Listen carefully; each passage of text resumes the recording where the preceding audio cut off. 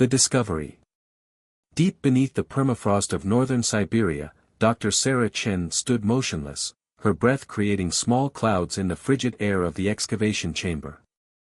Her eyes were fixed on the readout from the DNA sequencer, hands trembling not from the cold, but from the implications of what she was seeing. "This can't be right," she whispered, though she knew the results were accurate.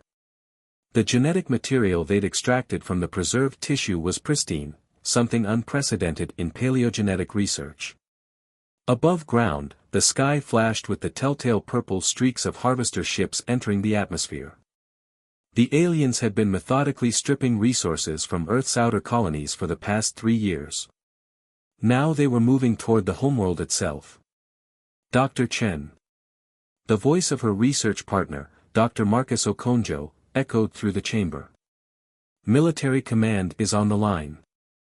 They're asking about Project Genesis again."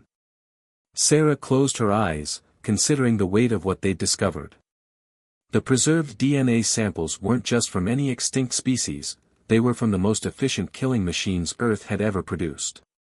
Megalodon, Arctodus simus, Titan boa, Utahraptor, and several other apex predators from various epochs of Earth's history.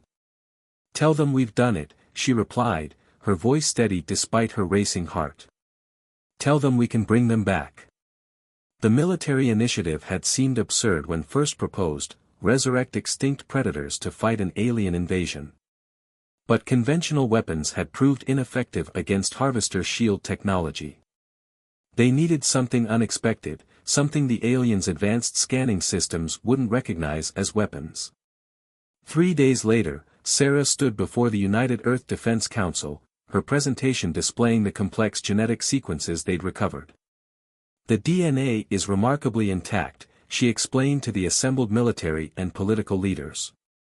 "Using advanced CRISPR techniques and our quantum cloning facilities, we can not only bring these creatures back, we can enhance them." General Helena Martinez leaned forward, her cybernetic eye glowing faintly. "Enhanced how, exactly?" "Increased intelligence, enhanced muscle density, reinforced skeletal structure," Sarah replied, bringing up detailed molecular diagrams. "We can make them bigger, faster, stronger than their original forms. Most importantly, we can incorporate neural interface technology. These creatures won't be mindless beasts, they'll be precision instruments of warfare." "And you're certain they can be controlled?" The question came from Ambassador Chen, no relation to Sarah, his holographic form flickering slightly. "We've developed a neural interface system that will allow trained handlers to form a mental bond with the creatures," Marcus chimed in. "It's similar to the technology we use for remote piloting, but much more intimate. The handlers won't just control these animals, they'll understand them, become part of them." The council chamber erupted in murmured discussions. Sarah waited, knowing what was at stake. The harvesters had already stripped 3 colony worlds bare. Earth was next, and conventional forces couldn't stop them. "How long?" General Martinez asked finally. 6 months to bring the first generation to maturity," Sarah answered. "Another 3 for basic training. We've already prepared the growth chambers." The general's cybernetic eye whirred as it focused. "You have 4 months. Whatever resources you need are yours. Humanity is counting on you, Dr. Chen." As Sarah left the council chamber, Marcus fell into step beside her. 4 months. That's impossible." "No," Sarah replied, pulling up the facility schematics on her neural interface. "It's necessary. Look at the latest defense projections." The data streamed between them. At current rates, the harvesters would reach Earth in 5 months. They were already pushing through the outer system defenses. "We're going to need more labs," Marcus said after reviewing the numbers. "And more staff. We're going to need volunteers too," Sarah added. "People willing to bond with these creatures. It's not going to be easy finding humans ready to share their minds with prehistoric apex predators." The next week passed in a blur of activity. Military resources poured in as facilities were constructed or converted. Sarah's team expanded from 12 to over 300 scientists, all working around the clock. The first successful embryo was created on day 9, a modified Utahraptor. Sarah stood before the growth tank, watching the tiny form develop at an accelerated rate. They'd incorporated genes from modern monitor lizards to enhance intelligence, and added subtle modifications to make the creature more resilient to modern atmospheric conditions. Beautiful, isn't it? The voice belonged to Captain Maya Patel, one of the first volunteer handlers. She stood next to Sarah, gazing at the embryo with a mix of wonder and determination. Terrifying, Sarah corrected. But necessary. In the tank, the embryo twitched, its neural pathways already beginning to form. Soon, it would be ready for the first attempts at mental bonding. Sarah wondered, not for the first time, if they were making a mistake. These creatures had ruled Earth once before. Now humanity was bringing them back, making them stronger, smarter. But as another purple flash lit the sky, another harvester ship entering the atmosphere, she pushed her doubts aside. Humanity needed every weapon it could get, even if those weapons had teeth and claws. Let's begin the neural mapping, she said to Maya. It's time to wake up the past. High above, the harvester ships continued their approach, unaware that below them, humanity was reaching back through time to find its defenders. The age of conventional warfare was ending. The age of teeth and claws was about to begin. The revival. The modified megalodon embryo floated in its massive growth tank, already larger than a great white shark despite being only 6 weeks old. Dr. Sarah Chen watched through the reinforced observation window as the creature's muscular tail swished back and forth, its movements becoming more deliberate with each passing day. Neural activity is off the charts, Marcus reported, studying the readouts.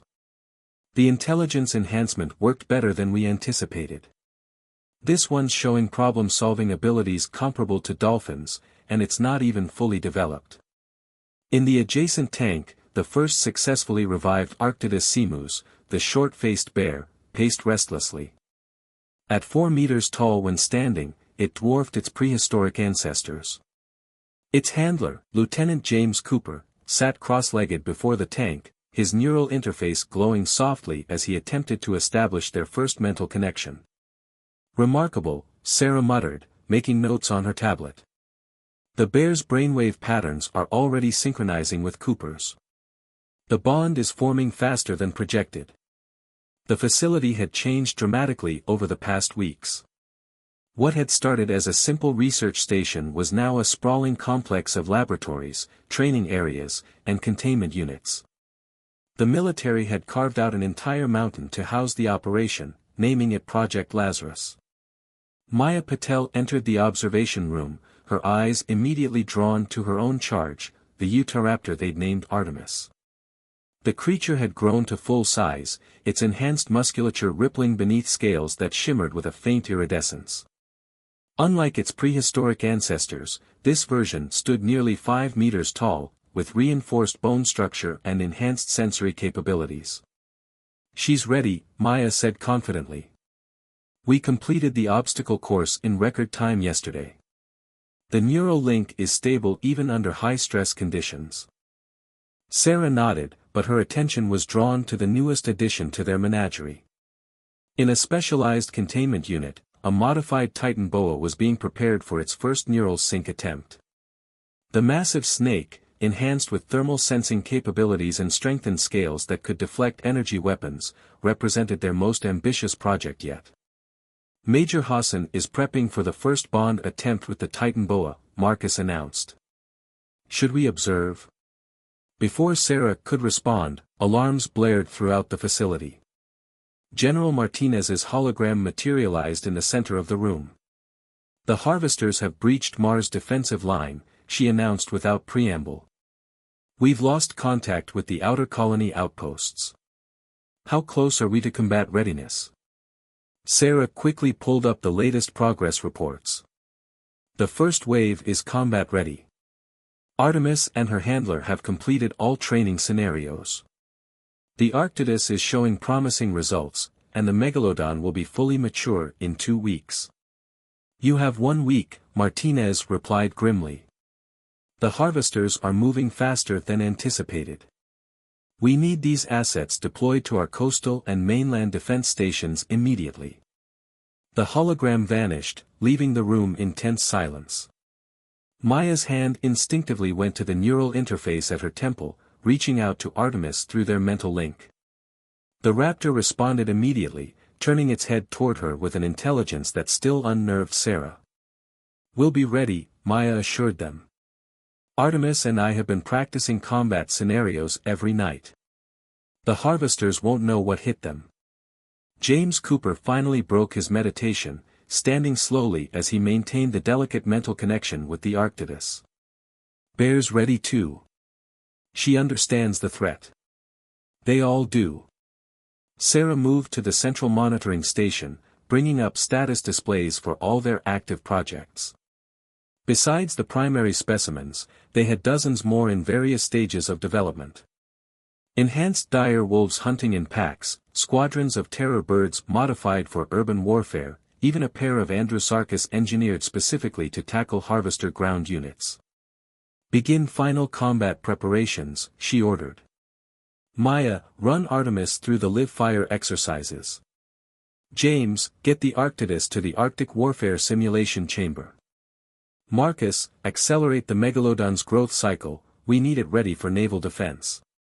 As the team rushed to comply, Sarah allowed herself a moment of reflection. They had done the impossible, brought extinction back to life and harnessed it for humanity's defense. But as she watched Maya and Artemis move in perfect synchronization through their preparations, she realized they'd created something more than weapons. These creatures, through the neural bonds with their handlers, had become extensions of humanity itself. The harvesters were coming, bringing their advanced technology and overwhelming numbers. But Earth was ready to meet them with tooth and claw, with fury and instinct refined by millions of years of evolution. Humanity had reached back through time and found its guardians. In the massive tank, the megalodon's tail swished faster, as if sensing the approaching conflict. Its handler, a former submarine commander named Captain Rodriguez, watched it with a predator's smile. Soon, the harvester ships would face something their scanners couldn't comprehend, the apex predators of Earth's past, enhanced by modern science and guided by human intelligence. The age of extinction was over. The age of resurrection had begun. Training the ancient. Captain Maya Patel stood atop a ruined skyscraper in the combat simulation chamber, her mind linked seamlessly with Artemis. Through their neural connection, she felt the Utahraptor's powerful muscles coiled and ready, sensed the enhanced visual data streaming from the creature's modified eyes. The holographic cityscape around them flickered with simulated combat damage as training drones buzzed overhead, mimicking harvester scout ships. Begin Advanced Combat Scenario 7, Maya commanded. Through their link, Artemis understood not just the words, but the entire tactical situation. The raptor's intelligence, enhanced far beyond its prehistoric ancestors, processed battlefield data as quickly as any human soldier. The drones opened fire with simulated energy weapons.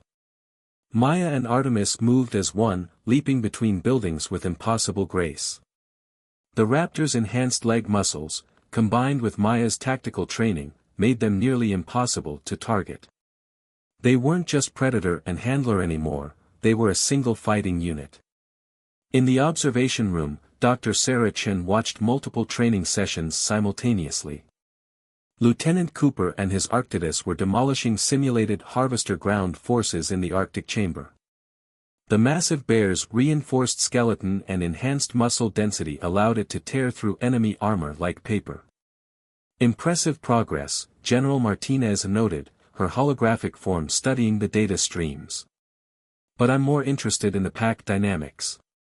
Show me the wolf units. Sarah switched the main display to the urban combat arena. A pack of enhanced dire wolves, each the size of a small car, moved with military precision through the ruins. Their handler, Sergeant Maria Santos, coordinated their movements through a modified neural interface that allowed her to guide multiple animals simultaneously. The pack mentality actually made the neural bonding easier, Sarah explained. They naturally understand coordinated hunting strategies. We just had to enhance their intelligence enough to apply those instincts to modern combat scenarios. The wolves demonstrated their capabilities, working together to bring down a simulated harvester heavy assault unit. Their enhanced jaws, capable of crushing reinforced metal, made short work of the alien technology. And the aquatic units? Martinez asked. Marcus pulled up footage from the naval training facility. The megalodon, now fully mature and nearly twice the size of its prehistoric counterpart, was demonstrating its ability to detect and intercept cloaked harvester submarines. Captain Rodriguez, monitoring from a nearby control room, guided the massive shark through complex attack patterns. The megalodon's sensory capabilities exceed our expectations, Marcus reported. We incorporated elements from modern deep-sea creatures to enhance its ability to detect electromagnetic fields. No harvester vessel can hide from it underwater. What about the Titan boa unit? Martinez's tone carried a note of concern. Sarah hesitated before responding. Major Hassan's neural link is stable, but the Titanboa's enhanced intelligence has made it complicated. These creatures aren't just weapons, they're thinking beings. The smarter we make them, the more we have to consider their own agency. As if to emphasize her point, the main screen showed Maya and Artemis completing their training scenario with a flourish. The Raptor took down the final drone with calculated precision, then turned to nuzzle Maya's shoulder affectionately. The neural link transmitted feelings of satisfaction and pride between them. They're not just following orders, Sarah continued. They're forming real bonds with their handlers. It's making them more effective in combat, but it also means. It means we're creating true partnerships, Maya interrupted, entering the observation room with Artemis following close behind. The raptor's iridescent scales shifted colors slightly, reflecting its calm state. Artemis doesn't fight for me because I control her. She fights because we trust each other. Martinez's hologram studied the raptor thoughtfully. And that trust will hold in actual combat? Against real harvester forces? Maya's hand rested on Artemis's neck. With all due respect, General, Artemis hates the harvesters as much as we do. Through our link, she understands what they've done to our colonies, what they plan to do to Earth. She's not just a weapon, she's a defender of her world. Similar scenes were playing out across the facility.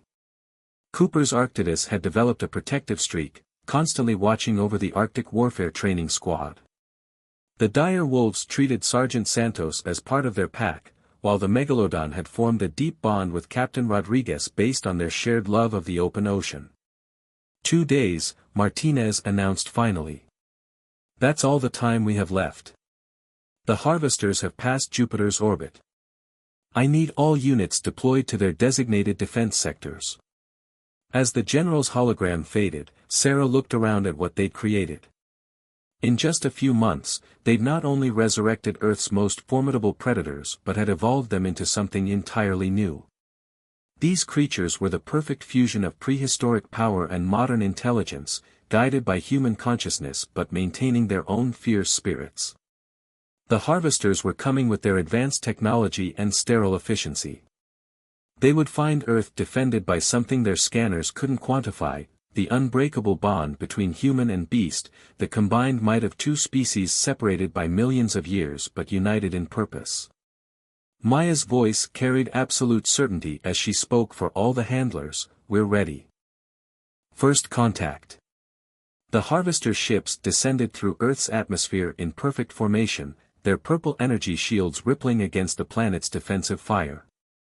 From her command center deep within Project Lazarus, Dr. Sarah Chen watched multiple battlefield feeds simultaneously. The moment they had prepared for had arrived. All handler teams, you are cleared to engage, General Martinez announced across all channels. Remember your training. Today we show them what Earth can do. The first engagement began in the Pacific. Captain Rodriguez and the Megalodon struck without warning. The massive shark, its neural enhancements allowing it to process battlefield data in real time, detected a Harvester submersible squadron attempting to approach the California coast. Through their mental link, Rodriguez guided the apex predator through the enemy formation.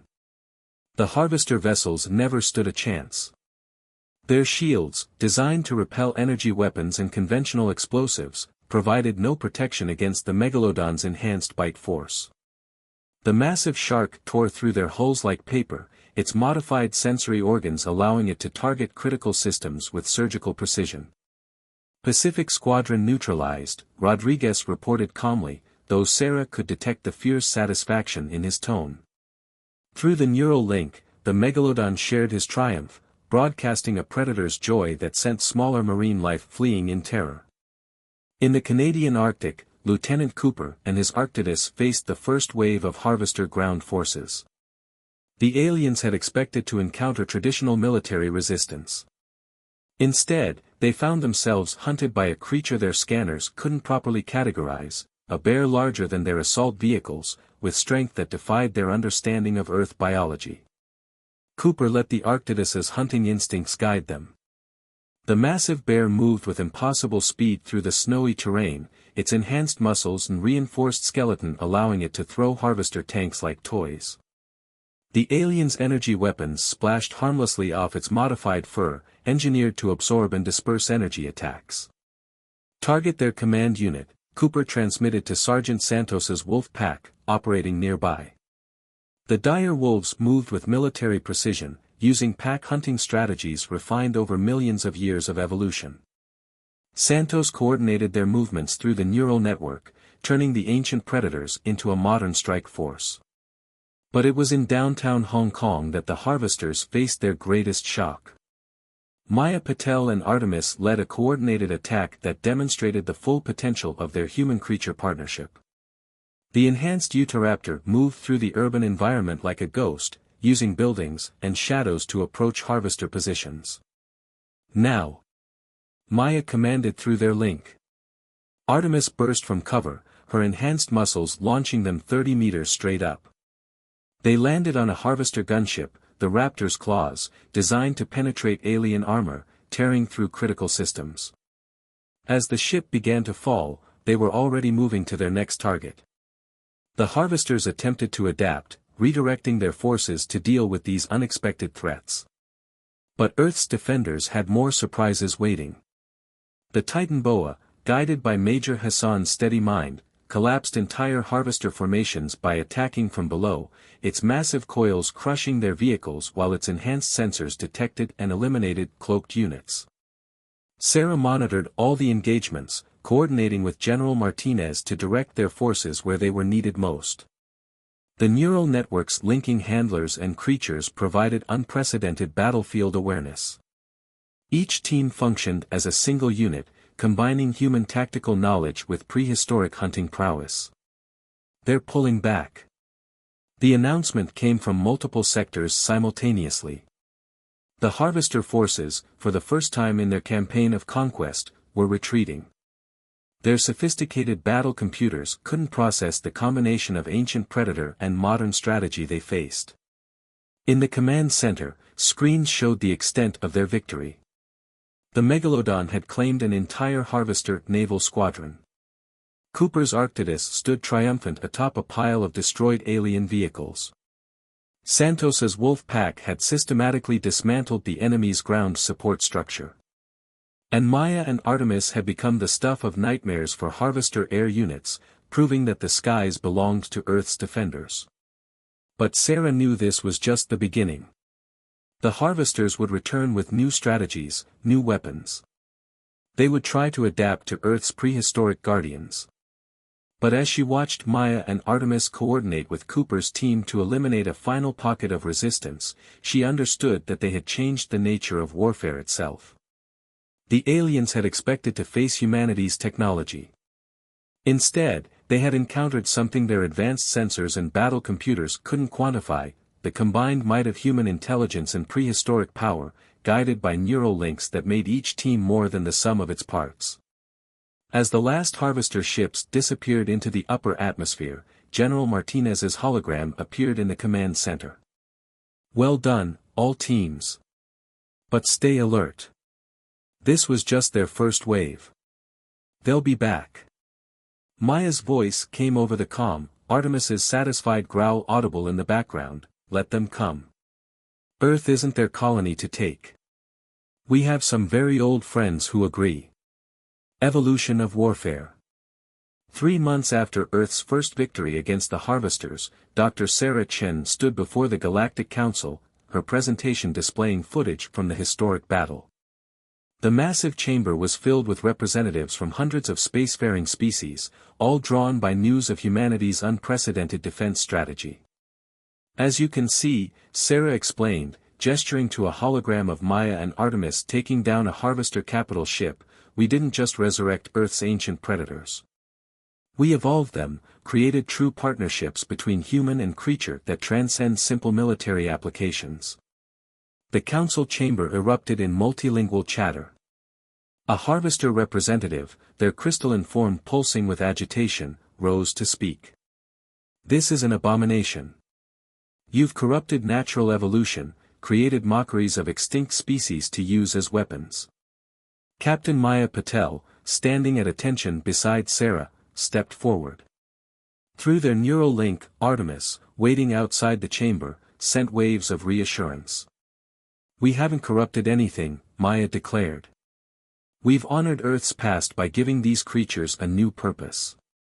They fight alongside us because they choose to." The evidence was undeniable. After their initial defeat, the Harvesters had launched 2 more major offensives against Earth. Each time, they were repelled by the combined might of humanity's prehistoric defenders. The Megalodon had become the terror of space lanes, capable of detecting and destroying cloaked ships in orbit. Cooper's Arctidus led Arctic defense operations that had become legendary among alien military strategists. More importantly, Sarah continued, "This project has evolved beyond military applications. The neural interface technology we developed has revolutionary implications for interspecies communication and cooperation." She brought up new footage, Titanboa units helping with deep mining operations, their enhanced sensors detecting valuable mineral deposits. Dire wolf packs working with search and rescue teams. The Arctidus assisting with polar research, its enhanced strength and intelligence making it an invaluable partner in extreme environments. "The Harvesters forced us to look to our past for salvation," Sarah explained. "What we found wasn't just weapons, but partners. These creatures aren't just tools of war, they're the beginning of a new chapter in Earth's evolutionary story." General Martinez, now Earth's military representative to the Council, stepped forward. "We're prepared to share this technology with our allies, under proper oversight. The ability to communicate directly with other species, to form true partnerships across evolutionary divides, could transform our understanding of life itself." The council chambers buzzed with excitement and concern. The implications were staggering. Other worlds had their own extinct species, their own ancient predators that could be revived and enhanced. But Earth's success hadn't just been about the creatures, it was about the bonds formed between human and beast, the neural links that created something entirely new. As the council deliberated, Sarah received a neural notification from Marcus back on Earth. The second generation of enhanced creatures was developing beyond expectations. The neural links were becoming more sophisticated, allowing for deeper understanding between species. Some handlers reported sharing dreams with their partners, experiencing memories that stretched back millions of years.